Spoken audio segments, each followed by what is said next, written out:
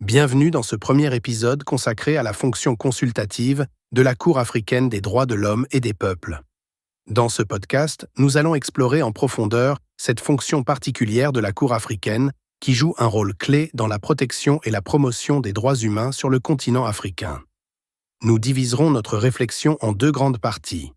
La première partie portera sur le cadre juridique et institutionnel de la fonction consultative, c'est-à-dire nous allons étudier les origines, les fondements juridiques, mais aussi la procédure et les acteurs impliqués dans l'exercice de cette fonction. La deuxième partie que nous aborderons dans un prochain épisode se concentrera sur la portée et les enjeux de la fonction consultative. Comment cette fonction contribue concrètement à la protection des droits de l'homme, quelles sont ses limites et quelles perspectives d'évolution pourraient être envisagées. Aujourd'hui donc, focus total sur la première partie.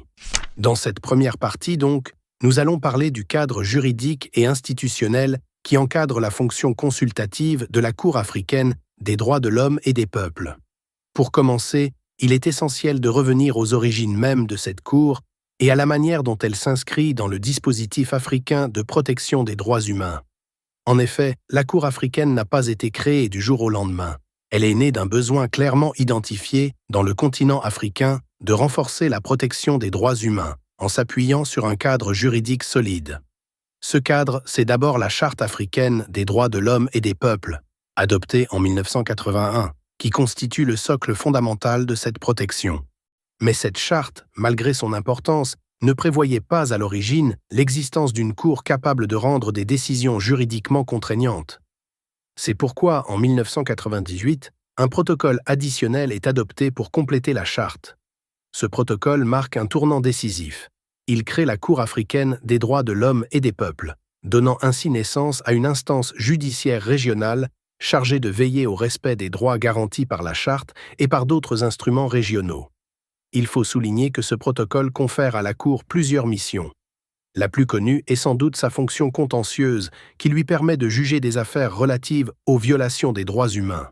Cependant, une autre fonction, plus discrète mais non moins importante, est aussi prévue. La fonction consultative. Cette fonction consultative permet à la Cour de rendre des avis juridiques à la demande de certains acteurs habilités. Ces avis portent généralement sur l'interprétation ou l'application de la Charte africaine des droits de l'homme et des peuples ou d'autres textes régionaux pertinents relatifs aux droits humains. Autrement dit, la Cour ne se limite pas à juger les États lorsqu'ils sont accusés d'avoir violé les droits humains. Elle peut aussi, de manière préventive ou clarificatrice, expliquer comment comprendre et appliquer les règles déjà en vigueur. Même si cette fonction est moins utilisée que la fonction contentieuse, elle joue un rôle essentiel dans la consolidation du droit africain des droits humains. Dans un contexte où les normes juridiques internationales et régionales peuvent parfois être perçues comme floues ou sujettes à interprétation, cette compétence consultative permet d'apporter des réponses claires et argumentées. Elle aide à éviter des erreurs d'interprétation qui pourraient entraîner des violations de droits ou des conflits entre États et citoyens. Les fondements juridiques de cette fonction se trouvent principalement dans le protocole portant création de la Cour africaine des droits de l'homme et des peuples, adopté en 1998 et entré en vigueur en 2004. Ce protocole complète la Charte africaine des droits de l'homme et des peuples, qui, à elle seule, ne prévoyait pas la mise en place d'une juridiction régionale. Parmi ces dispositions, certaines sont spécialement consacrées à définir et encadrer la compétence consultative de la Cour. D'abord, l'article 2 du protocole pose le principe général des compétences de la Cour. Il précise qu'elle exerce à la fois une fonction contentieuse et une fonction consultative. Cette distinction est importante car elle situe clairement la fonction consultative comme un volet autonome de l'activité juridictionnelle aux côtés du règlement des différends. Mais c'est surtout l'article 4 qui constitue le cœur du dispositif. Il énonce que la Cour peut donner un avis sur toute question juridique relative à la Charte africaine ou à tout autre instrument pertinent relatif aux droits de l'homme, à la demande d'un État membre de l'Union africaine elle-même ou de toute organisation africaine reconnue par l'Union africaine. Ce texte établit donc non seulement l'existence de cette compétence, mais aussi ses bénéficiaires et son champ d'application.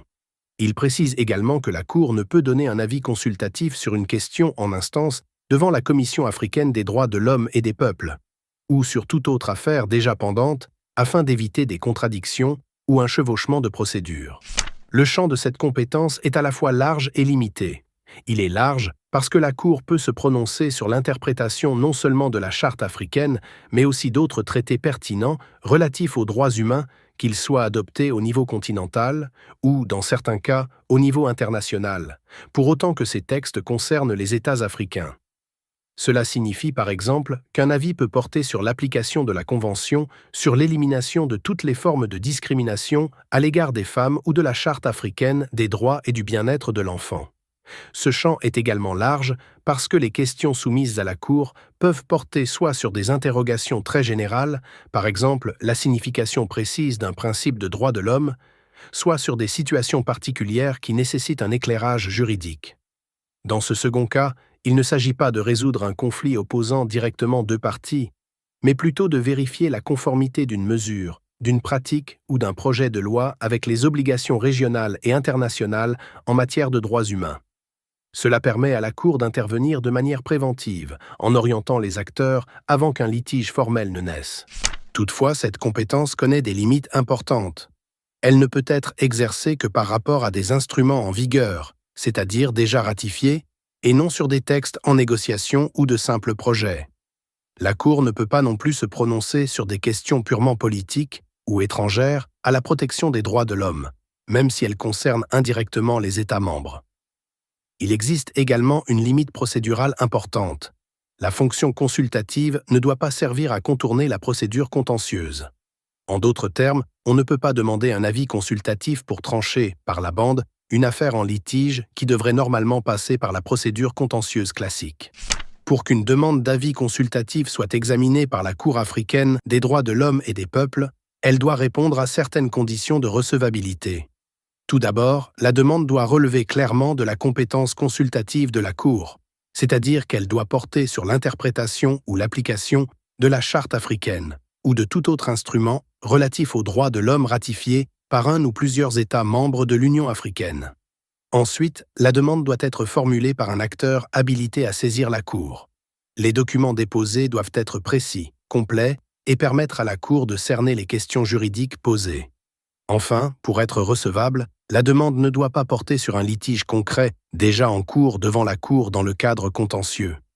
Cela signifie que la Cour ne peut pas se substituer à une juridiction classique pour trancher un conflit opposant directement deux parties, mais peut uniquement fournir son avis sur des questions d'interprétation ou de conformité aux normes.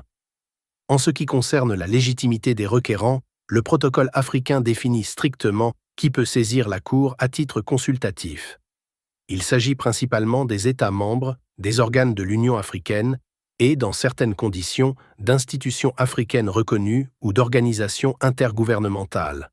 Cette restriction vise à garantir que la Cour ne soit pas saisie de questions provenant de parties sans lien juridique direct avec l'instrument invoqué. Par ailleurs, le règlement intérieur précise que les demandes doivent être accompagnées de toutes les informations nécessaires pour permettre à la Cour d'évaluer la situation, et que la demande doit être communiquée aux États concernés lorsque cela est pertinent. Ainsi, la légitimité des requérants et le respect de ces conditions assurent à la fois la crédibilité de la procédure consultative et la qualité des avis rendus, qui, bien qu'ils ne soient pas juridiquement contraignants, jouent un rôle crucial dans l'orientation des politiques et pratiques en matière de droits humains sur le continent africain.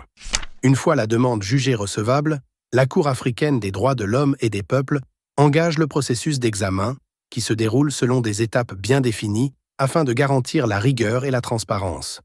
La procédure commence par la communication de la demande aux États et institutions concernés, leur offrant la possibilité de présenter des observations écrites.